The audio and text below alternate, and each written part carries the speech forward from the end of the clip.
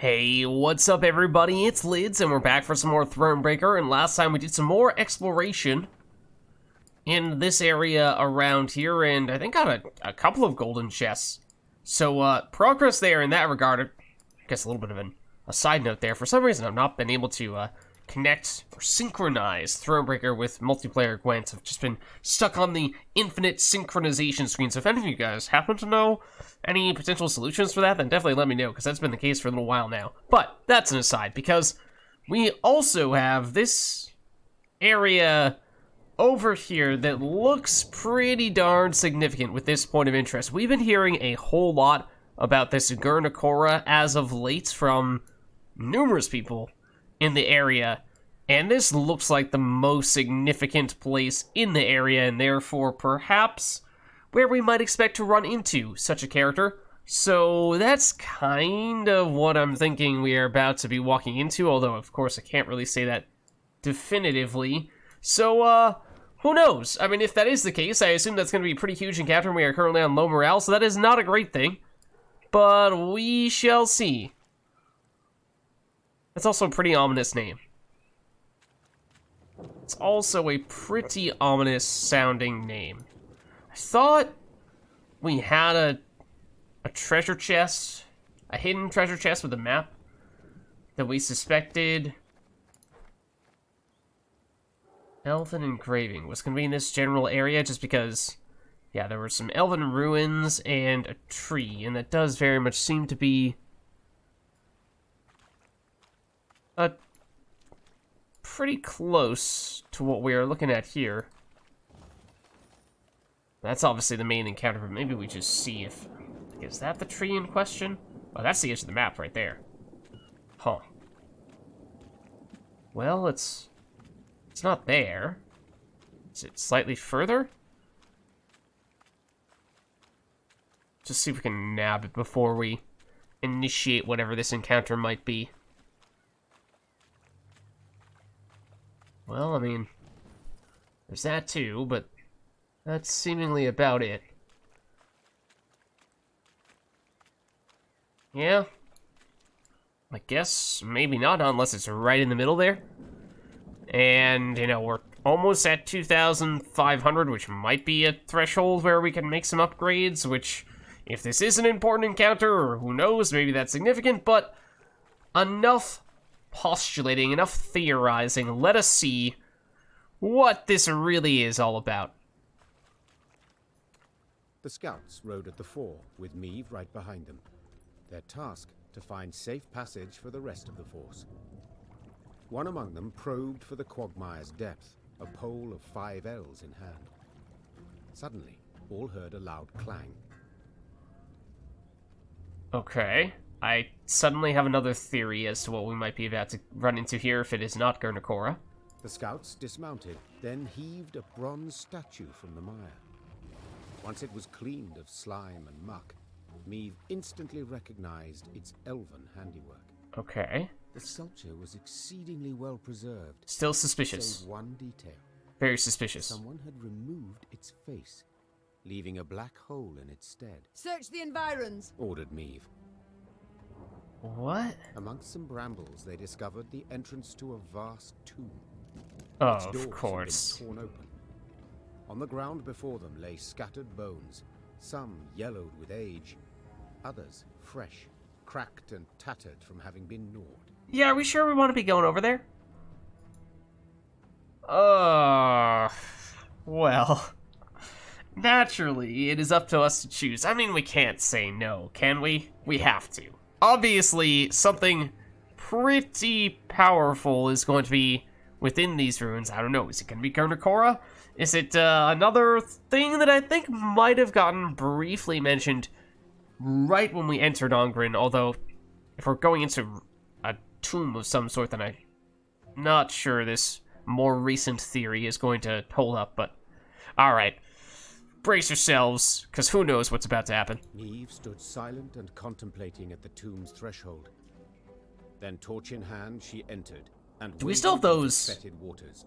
druids with Her us? soldiers followed close, arms at the ready, a nervous sweat on their brows. I don't remember. Frescoes on the tomb walls depicted Angren swamps and the beasts that prowled them.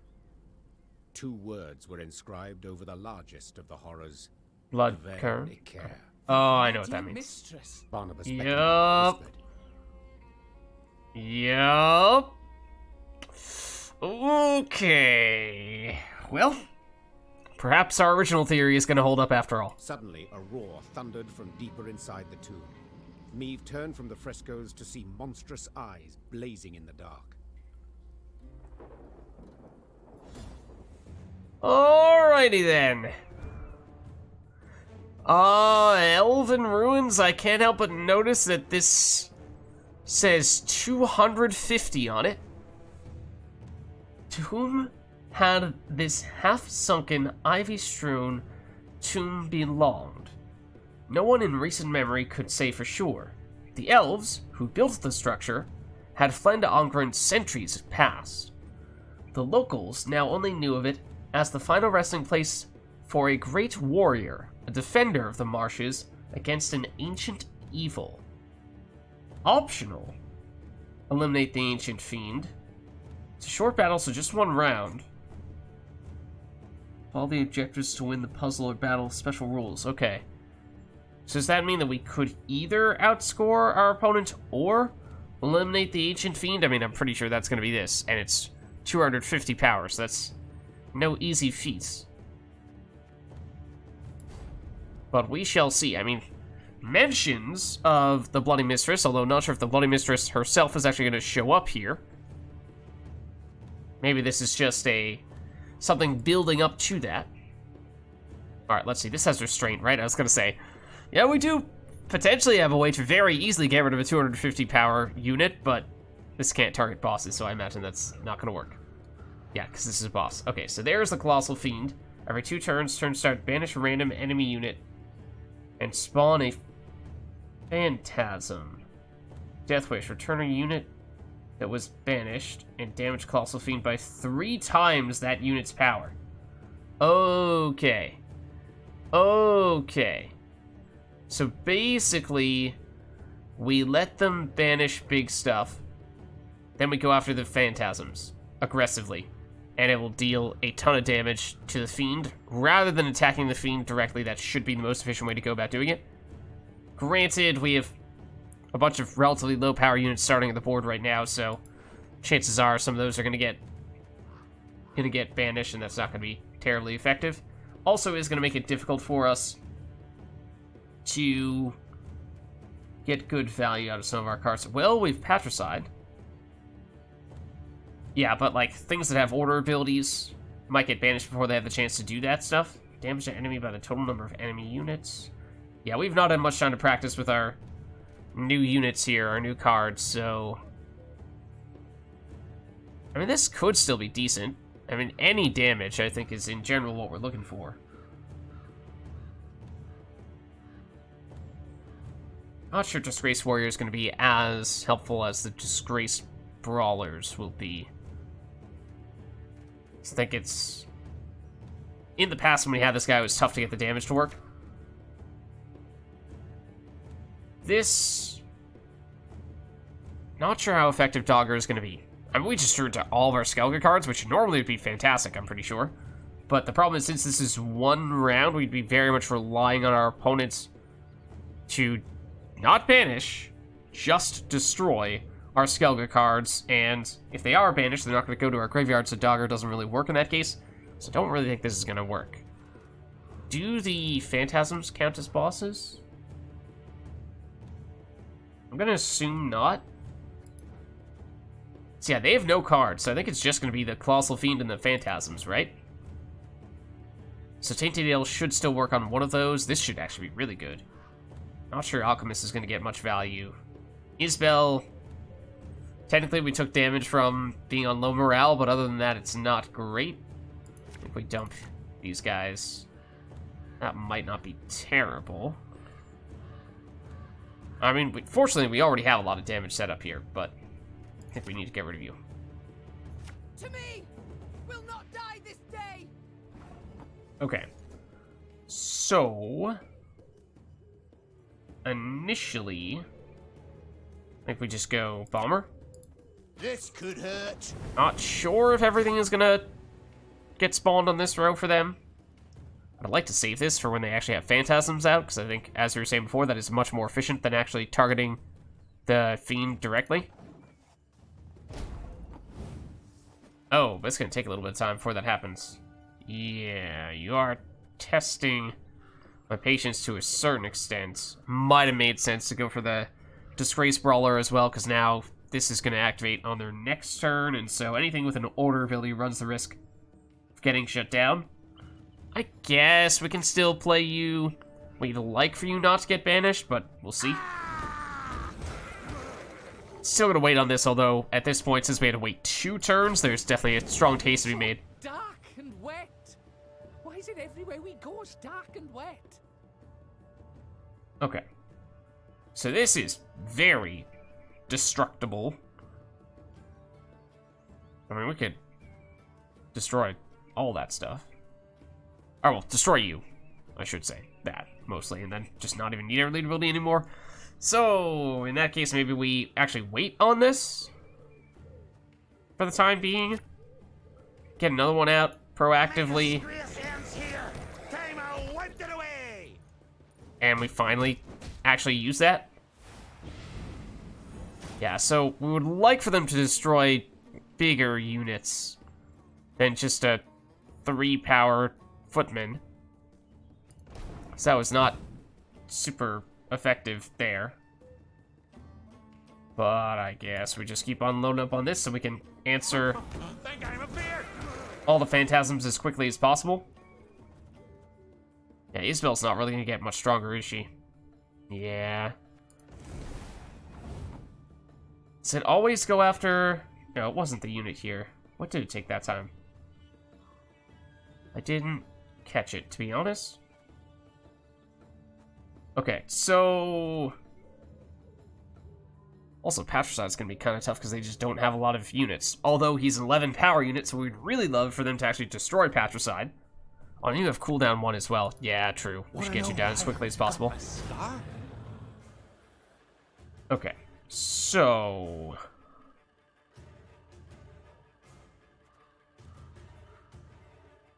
It seemed like it remembered that our units were damaged when it was calculating how much damage we did to the Fiend. It was not based on the base power, which makes me wonder if using the Disgrace Brawler order ability is actually not a great idea.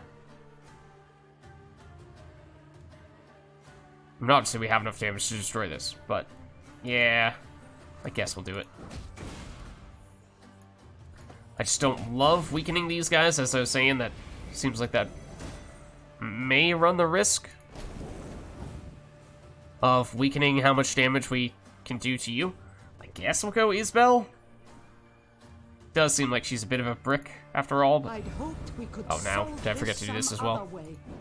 Might have. Okay, I guess we'll wait to use you. Who did they take that time? Every time I miss it. Let's see. Oh, it was one of the guy who set the row on fire. Alright, so... I mean, Tainted Ale, if we don't use it now, we might just flat out run out of time. So if we want to get any value out of this at all, we probably do need to do that. And then we'll just ignore this for a little bit. And use our damage elsewhere, because any damage spent on you is damage wasted, so you're going to get destroyed anyway. Well, we do have this back. Which, I mean, I guess we put on you for that reason. Though you are going to get hit a little bit. And then... Yeah, I mean...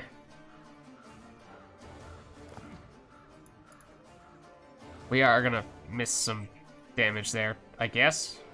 Regardless.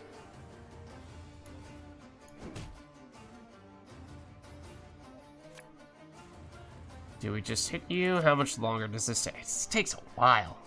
It does take a while. I think we might go Northern Wind, to be honest. So I think this is not really a great source of damage. Comparatively speaking, this is mostly for when our opponent has a lot of units on the board, not one or two really strong units. Still no patricide, okay. So now we go to that. And you are going to get destroyed very soon, although now they're all lined up, so it would be decent to go Alzur's Thunder here. And we might not really have much choice in the matter at this point. Gabor obviously also works for easily. Well, Gabor we could use to just destroy you. I guess we do that. Oh, could murder a pint. Actually, yeah, we already used that. Okay, that's fine. So we just go pure damage on the Fiend. So we should have enough damage to destroy you. But it just doesn't feel like this. Like, these numbers are going to add up here. Because, sure, we can do this. But it's just not really close. Oh, also, they took Isbel, who made it so that we can no longer use her order ability, which does stink. So obviously we haven't outscored them. We also haven't destroyed the Fiend. It feels like possibly the biggest problem here was just that they had a bunch of low power cards that, or the Fiend specifically had a bunch of low power cards that could destroy quickly. Because we start off with the Footmen and the Arbalists on the board and just increase the chances of it being a 3 or 4 power card that it banished, and that makes it pretty tough for us to get the value we need. Whereas, if it were destroying Patricide first, then we'd get huge value from that. So it seems like maybe we might need to shuffle around our deck a little bit and perhaps remove these guys that start on the board, try to get really high base power cards on the board at the very beginning with things like Patricide, and that way it's either very low probability or just flat out guaranteed, or rather very high probability that it turns into Patricide or other high base power cards that get targeted, or just guaranteed because, you know, it's the only unit on the board. So those are the things that I think we might need to consider here, because I'm pretty sure we've lost. You know, unless there's like some If anyone asks, miracle awaiting us here. you've not seen me. Watch your heads!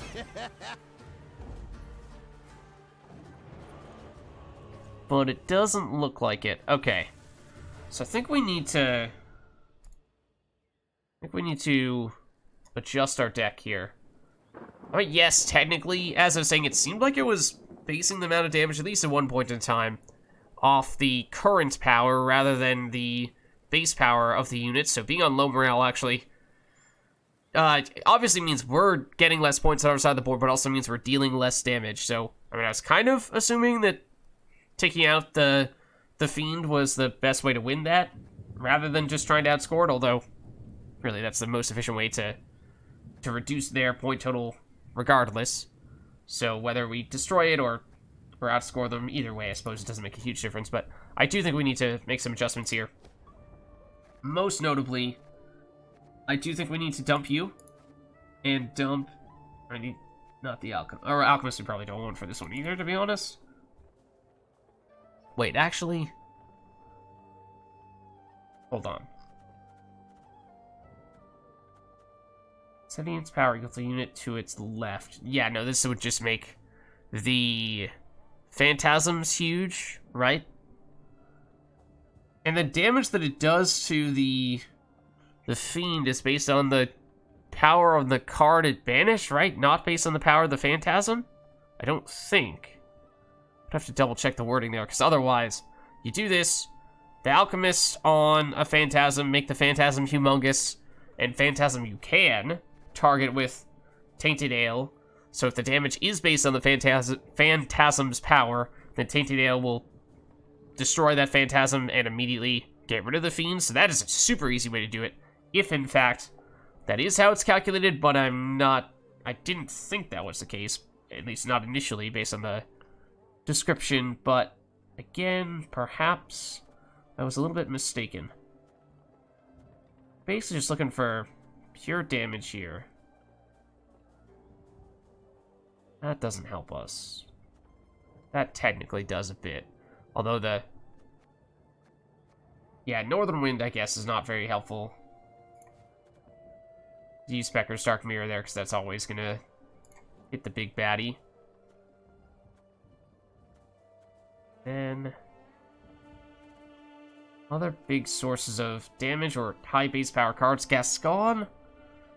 It's going to be hard to get him have enough movements to be all that big. They are 8 base power, these disgraced warriors. Which is starting off the same number of as Gascon. Yeah. Alright, this is going to be a little annoying, switching ourselves back over when we are done here. Oh yeah, the Arbalists, yes, do give us extra damage from the leader abilities, but I don't think that's good enough. Oh, also we get a single Strays Infiltrator and we win. There's also that. So... okay. Yeah, this... maybe we just didn't really get the cards we needed. Don't actually think this has to be all that complicated. The more I look at it. You know, get the Infiltrator and put in an Alchemist, and suddenly you can make a bunch of 250 power units on your side of the board. I mean, I guess there's a chance that they could then destroy a 250 base power unit, but then you destroy one of the Phantasms and you win. So, yeah. That's actually kind of tempting. Don't know how reliable that really is, but it is certainly tempting.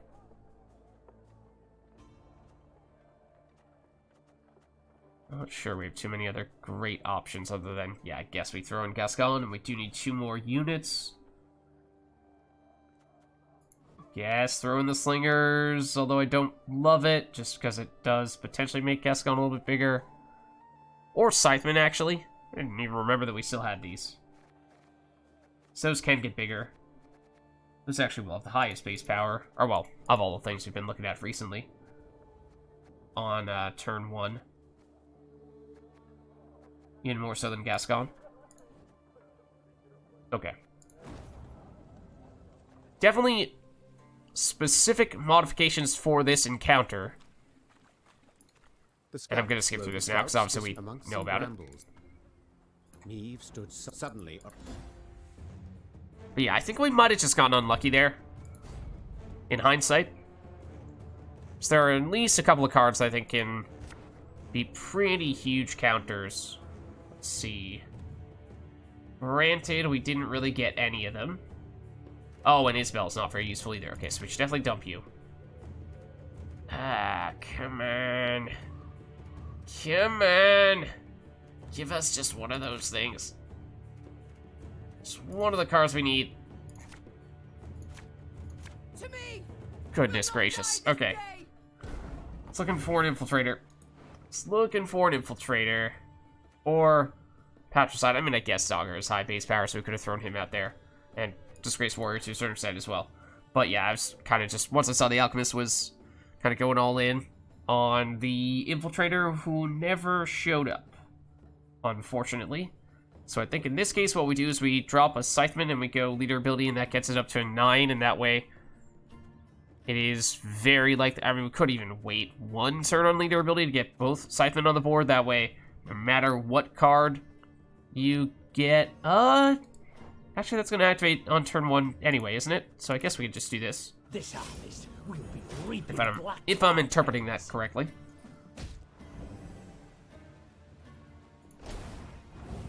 Okay, so now that's decent value, that means. And I think we've established, well... yeah, so we want to try to get high base power cards, or just high power cards in general on the board. Actually, this will be our confirmation. So this will either do 15 damage if it is not accounting for the boost, or, what, 30 damage if it is? So maybe we just do this in the name of science.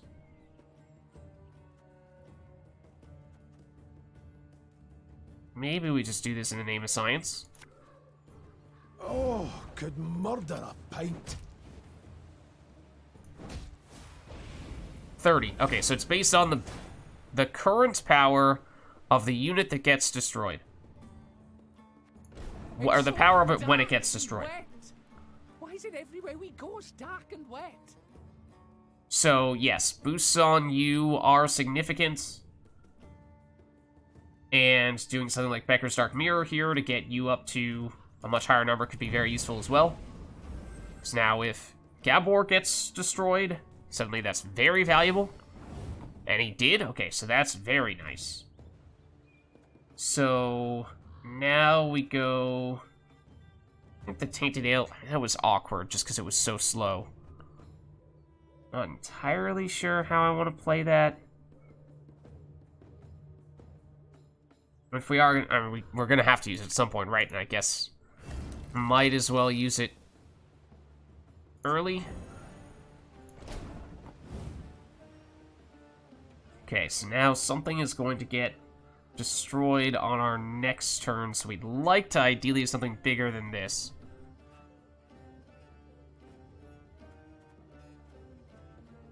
I guess we should play this early. It's not great because it is low base power, but we'll do it. Okay, you should get destroyed very soon. And I will now play you, because we are about to use a leader ability charge, which we will do on you.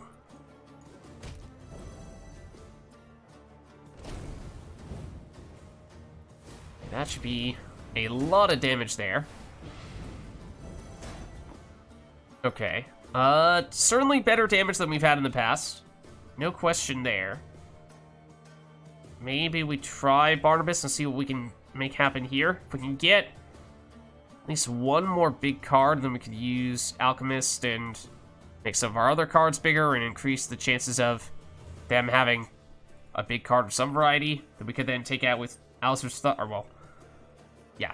A Phantasm that destroys one of our big cards, destroy it with Alistair's Thunder, and deal another nice chunk of damage.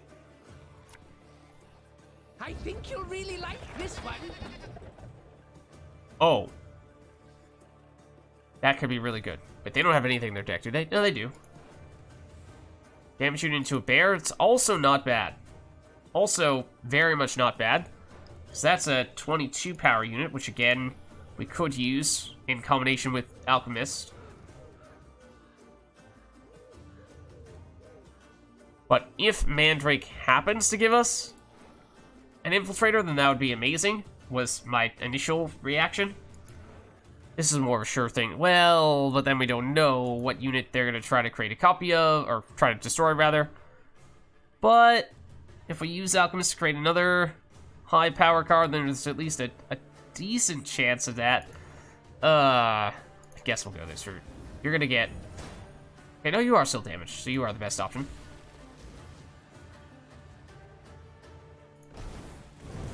Okay, so now we're going to put... I guess you are the best option here. Not seen me. So we really want one of these two to get destroyed, or, I mean, that's not terrible either. Now we get you down, so we have enough time to use that ability. Hopefully.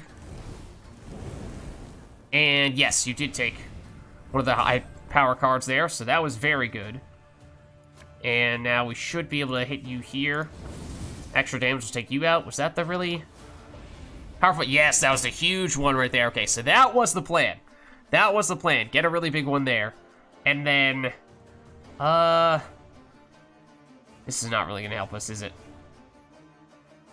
Damage Disgrace Warrior by its power. Damage the enemy by Disgrace Warrior's power, but it's going to die. And the Death Wish will activate, but we don't have any other Skellige cards here. We are in the lead, though. So we may not have destroyed the Colossal Fiend, but we should win this. I think that's the last of them, but keep your weapons at the ready. There we go. Alright, so maybe not the Bloody Mistress, but a powerful enemy nonetheless. In her feeble glow, the queen examined the beast's corpse. She could not help but to shudder in disgust. Perhaps it's better, She thought. that we faced it in the dark. At the corridor's end, they found a closed door. Before any could draw near, it opened with a crash. Beyond lay a circular room. Light shone through a hole in the chamber's ceiling, illuminating a stone pedestal and the sword that lay upon it. The air in here, it crackles with magic, Whispered Isbel. Okay, you're gonna ask me whether we want to take this sword or not, right? And it's very clearly cursed or something like that, but Meve gripped the we'll blade's see. hilt.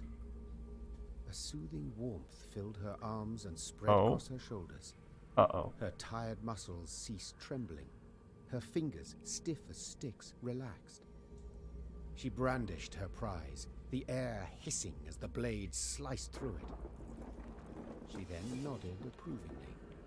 The reward had been worth the risk. Okay, I mean, it seems very powerful, yes, but again, is it cursed in some sinister way in which that's gonna backfire on us? I mean, you would hope that having defeated that fiend, this is purely just a positive reward, right? I mean, it didn't really give us a choice, one way or the other. I thought it was gonna make it more ominous and really make us question whether it was worth it to risk acquiring what could be a powerful weapon to add to our arsenal, but at the same time is likely going to be cursed in some way, shape, or form, and if there isn't a choice there, then hopefully, you know, we aren't just punished for something we didn't really have any choice in at all. Whoa! It's a new leader ability. For the first time in what, like 3 zones? Or something like that? It feels like it's been forever since we last got Barnabas, a new option there. a gleam in his eye, asked to look at the unsheathed sword. The gnome studied the quillions intently, having spotted an inscription there. Can you Oh. say what's written there? Asked Meve. Yes. Sure we want to do that, though? They're clear, the words. Their meaning, not necessarily so. Wieldeth me, and loseth not hope amongst the blood-red waters. It sounds like a riddle, but I've no wish to solve. We should move on, and quickly so. I mean, it just sounds like use that sword and you won't lose hope in the place where there's blood. It's not very cryptic, or at least it doesn't seem to be, other than just it's kind of, you know, fancy, sort of old words, but... Alright, let's loot this stuff here. That's a pretty sizable chunk of consumables. And obviously we want to take a look at what exactly this was. So yeah, I could not tell you when the last time we got one of these was. Oh, did we get this in Mahakam? Damage unit by 1. Trigger all allies. Loyal abilities increase the damage dealt by 1 for each unit destroyed by this ability. Cooldown 3. And we just never switched to it, though. So that's maybe making it seem like it's been even longer than it actually has. Okay, but what is the deal here? On Granny Blade, shuffle an ally into the deck and play 2 cards from your deck. Then trigger all allies' loyal abilities, cooldown 6. So you have a lot of loyal abilities. Well, I mean, I guess that's always the case, right? But do you get to choose which 2 cards from your deck, or are they entirely random? Because if you get to choose, you could basically, I mean, go with the cards that we previously had starting on the board. In particular, the ones that you normally use the order ability to swap into a random card from your deck. But rather than clicking the order abilities on those, you just use your leader ability on them. And they're basically your sacrificial lamb, and you have control over what is replacing them. And you get 2 cards rather than the usual 1. Whereas the Arbalists, the ones that actually deal damage when you use your order ability, you'd like to keep those on the board, because they'll deal damage when you do this. Cooldown 6 is very long, though. Very long. That makes me think that you probably do get to choose. So I think we give it a shot here. I don't know how it's going to compare to the, what was it? Warhammer, or was it Broadsword? No, Broadsword's what we were using before, right? Because this was sort of another one that kind of similarly was very high value, but slow with the cooldown. But there was that whole riddle that seemed to perhaps suggest that we ought to be equipping this, at least at a certain point in time in a certain location. So maybe that is an actual factor. We did also mess with our deck quite a bit for that encounter there. So it might make sense to at least make some changes to get it back to normal. These guys here, I was thinking would be the ideal recipients of our new leader ability, and then we'd like to get those guys out as well. That means we have one more unit that we need to have. Did we add other stuff that we didn't really like? Probably. I think we only had one of these guys. I think. Or maybe 2 instead of 3.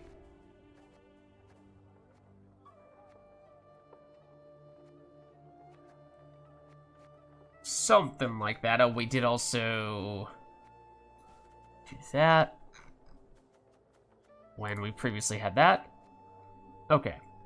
Not entirely sure if that's exactly what we had previously, but it's at least closer to it. And obviously, as I was saying before, we've not had much time yet to experiment with the Skellige cards, and so I'm sure since that was a pretty major modification to our deck, there will still be some additional tweaks that we'll want to do later on, once we get a better sense as to how best to play those cards and balance the deck around them. But with that being said, I think this is probably a good place for us to wrap up there, as we were on low morale, we're now on neutral, so we got a free morale reset, which, given how few shrines there are in the area, that is actually kind of significant. And apparently this was not Gernakora, but it was an important encounter of a different variety, and perhaps... Oh no, cat's out of the bag. I didn't say Bloody Mistress. Yeah, Bloody Mistress is Gernakora, in case that wasn't blatantly obvious, but yeah. So, that is somewhere in the near future, one would assume, but not just yet, and we're getting fairly close to that main quest over there as well. But as I said, I think this is probably a good place for us to wrap up here, so thank you all for watching. I hope you enjoyed the video, and I'll catch you next time.